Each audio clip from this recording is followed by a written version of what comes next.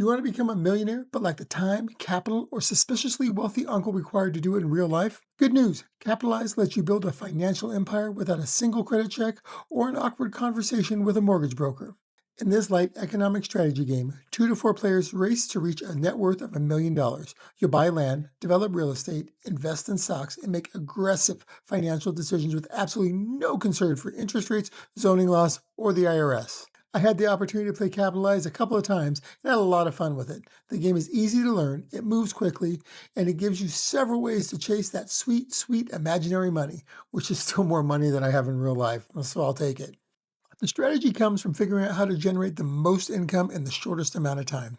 You can sell properties for a profit and immediately reinvest in something bigger and better. Apparently, the secret to becoming wealthy is starting with enough money to buy things that produce even more money. I'm glad that game finally cleared it up for me.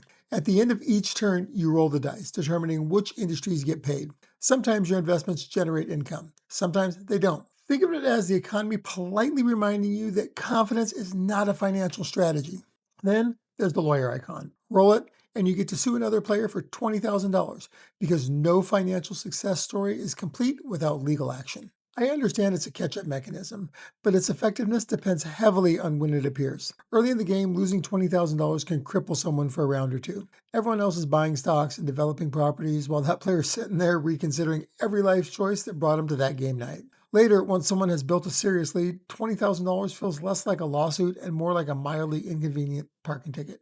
They hand over the money, shrug, and return it, constructing their enormous tower of wealth directly in front of you. So the lawyer mechanic, it didn't really land for me. It can be too punishing early on and too insignificant late.